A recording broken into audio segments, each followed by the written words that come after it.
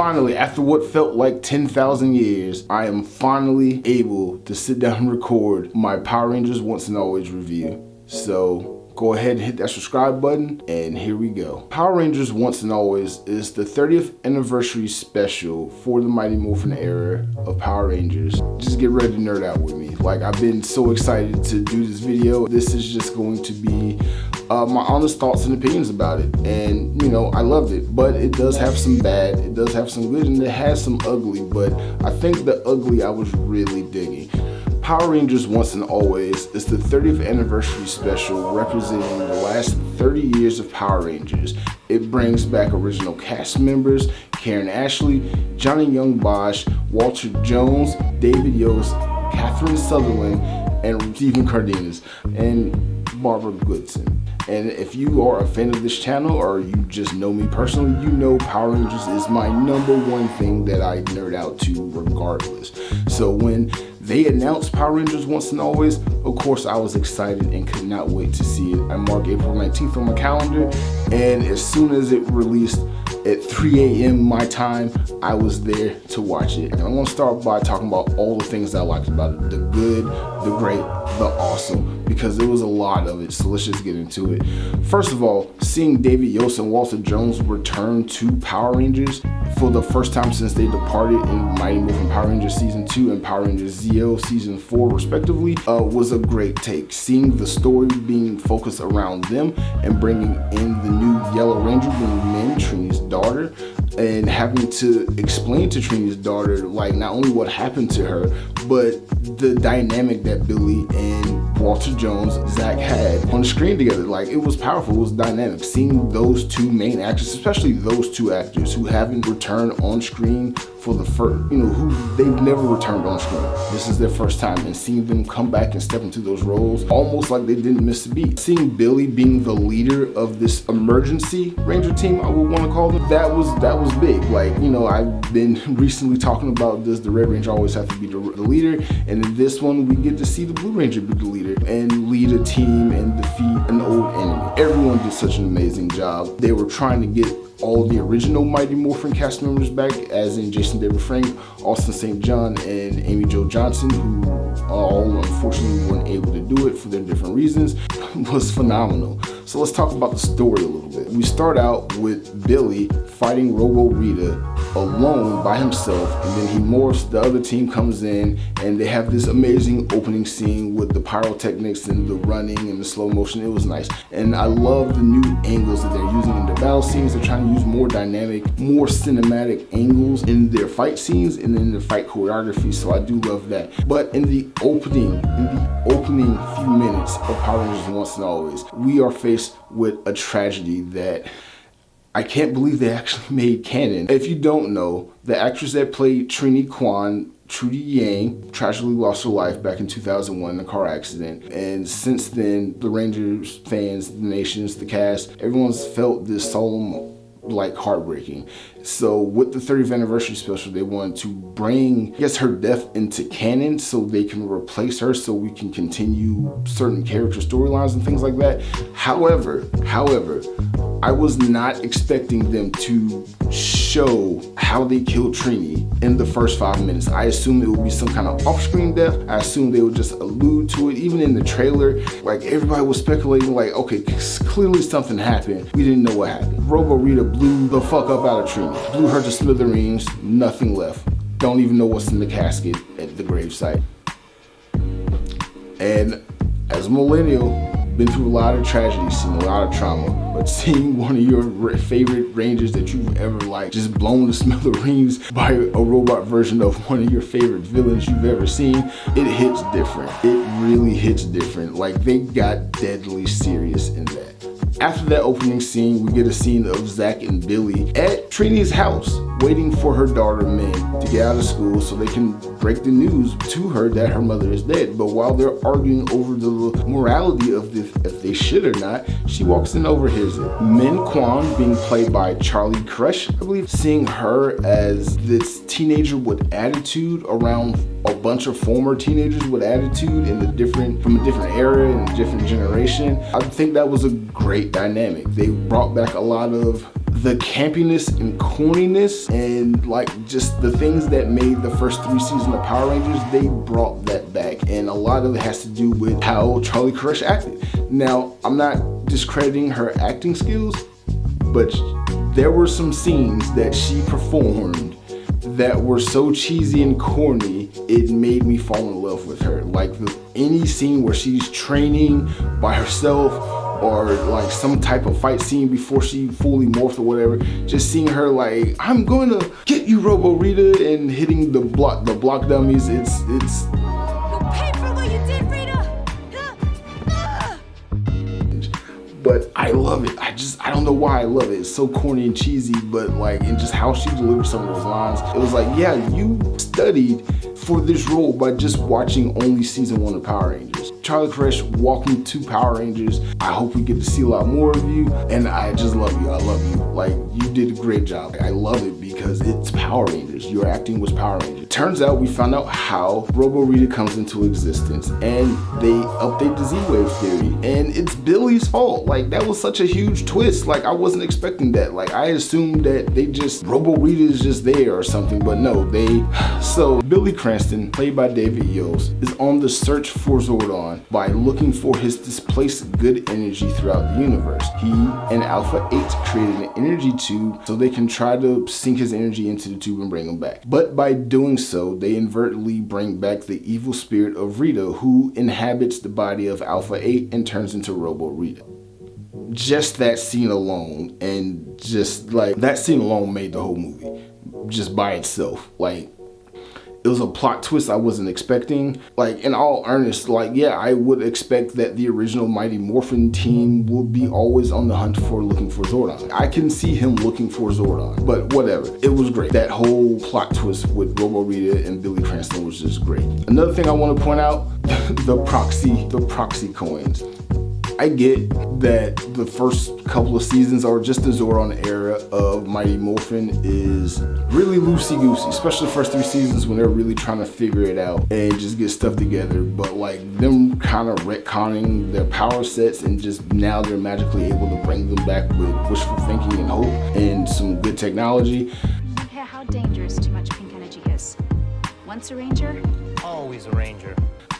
Whatever, I can live with that. It's a weak excuse, but if I get to see like an anniversary season of like the original seasons, like we just got Once and Always, so next time they'll probably do Once and Always with the Thunder, Mighty Morphin Thunder Rangers, or the Ninjetti Rangers, or hopefully we can get something with the Zeo Rangers. I need an answer for the Zeo Crystal and that power set. I refuse to believe for a single second that the Turbo Power set is more powerful than the Zeo Power set. If the Zeo Power set constantly gets more powerful as they use it, why wouldn't they just keep using that power set? Like, whatever. That's a rant for a whole nother video. We get a lot of good cameos from past Rangers, from even past villains, and past comedic clowns. I love what they did with Bulk and Skull. Even though they physically wasn't in the special, they were referenced. They had their own little special moment with the Bulk and Skull sandwich sign, seeing them like in business, in universe, that they created a business together since the events of Power Rangers Samurai, of which Skull was already a millionaire in that for some reason, but whatever. That was great. I love that they brought back Minotaur and Snizzard. Snizzard, I believe, was one of the voices, one of the monsters that Bryan Cranston, who is Zordon in the 2017 movie, voices. So that was a good Easter egg there. I love seeing that scene of Kat and the crane, because it took me to my 4th or 5th time to figure it out what they was doing there. Because I was like, why is Kat in the crane? You mean you got like Rocky and Billy right there, and none of them know how to operate a crane? Rocky's a firefighter. Oh, okay, I get it. Because Kat's in the crane. She was a pink crane ranger. And also, I believe Rocky is a firefighter because that role was meant for for Austin St. John, who really became a firefighter after he left Power Rangers, and was a real hero. But what else did I like about this? I love that they used the power weapons. Like, they actually just summoned and used the power weapons. They didn't combine the power weapons into the power blaster, but everybody had their moment to shine with their weapons. Rocky stabbing Minotaur, finishing him off with Zack and Kat. Zack getting the final blast on Robo-Rita. We have men using the saber-tooth tiger daggers and throwing them into Rita. That was really good. And Billy, of course, stabbing his power lance into Robo-Rita's chest before they summoned the Megazord. All that was really good. Let's talk about Robo-Rita and Barbara Goodson for a second. Like, she was probably, Barbara Goodson, hands down, was the best part of this. Like, her intensity, every line she delivered, the fact that she came with that smoke, especially coming across men that first time in the scrapyard, and like, I killed your mommy. Now what do we have here? Another kid playing the hero. I tend to make that difficult. Ask your mom. And then like, you fight like your mommy, Manta style. I hope that it works for you. Cause they were like, she was just with that smoke. Every scene she was in, she was with that smoke. Her voice was just menacing. Seeing a robot version of Rita and how they brought Rita into, or Robo-Rita into existence was like great. Like, that was great. What else did I like about this? There's a scene that I both love and hate in this, and that's when they first summon the Zords. When they first summon the Zords and the Zords on Earth, they look amazing. Like, the pterodactyl coming out of the volcano and the saber-toothed tiger jumping over the forest was phenomenal CGI. Seeing that redone, scene for scene, shot for shot, and how it mimicked like the 1990 version when they summoned, 1993 version when they summoned the Zords, it was really dope. And then Alpha does this transmorph mutation thing, and they're on the moon, and then instantly green screen wipe, and they look like crap. Just green screen wipe, they all look like crap.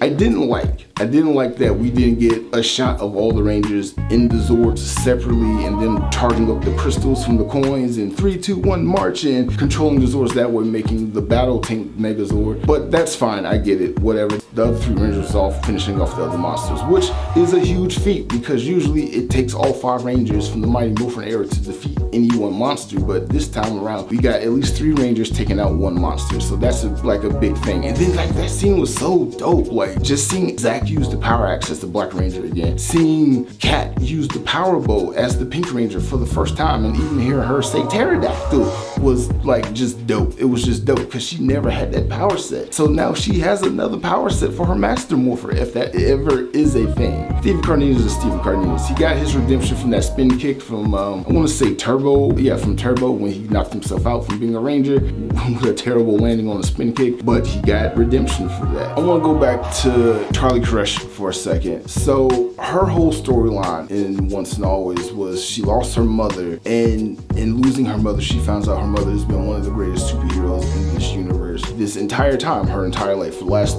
30 years, even though I'm sure Charlie, clearly Minna's not 30, she's a teenager. So for like 15 of these last 30 years, Trini has been the yellow saber-toothed tiger ranger while also raising a daughter with some alleged team of rangers, assuming the original Mighty Morphin team. But her whole story arc is her becoming the yellow saber-toothed tiger ranger, inheriting her mother's powers. In every scene where she takes the yellow saber-toothed tiger morpher, I know this is the Tyrannosaurus Rex one, but when she takes the morpher and she goes, it's morphin time, and like it looks like this, it's morphin time, and nothing happens. I loved it. The only thing I wish that happened was like the coin had popped out every time she had did it. That would have just made that so much better for me. I love that they did that when she first did it at the juice bar, and the putties just laughed at her and then started slamming her to the countertop and to the table and to the floor. That was really like that was really funny scene. But like that was cool. I really like that cheesiness, that campiness. She's trying to morph, and it just looks like us with our legacy morphers trying to morph and role play and stuff, and it's just not happening. It didn't happen. Then you get Stephen Cardenas and Walter Jones teleporting in, and then, you know, Walter Jones brings back Hip Hop Keto, which I'm so happy that they brought back. Time for Hip Hop Keto. We get the Rad Bug 2.0 in this a lot, which is a great twist. The fact that the new command center is in the basement of Cranston Industries and only Billy knows, that's insane. I haven't even gotten to Karen Ashley and Johnny Young Bosch, Aisha and Adam in space as SPA, Space Patrol Alpha, and them in a Ceres galaxy about to set up the events of SPD, but that's there. Like, they were in space in the Ceres system, and they're about to set up and start the events of SPD 2 years before SPD takes place. And I kind of think that's a huge hint towards something that they're gonna do, because one thing that they mentioned a few times and they don't ever pay off is they mention Tommy Oliver's son and Kat Oliver's son, JJ Oliver. I don't know what the J stands for.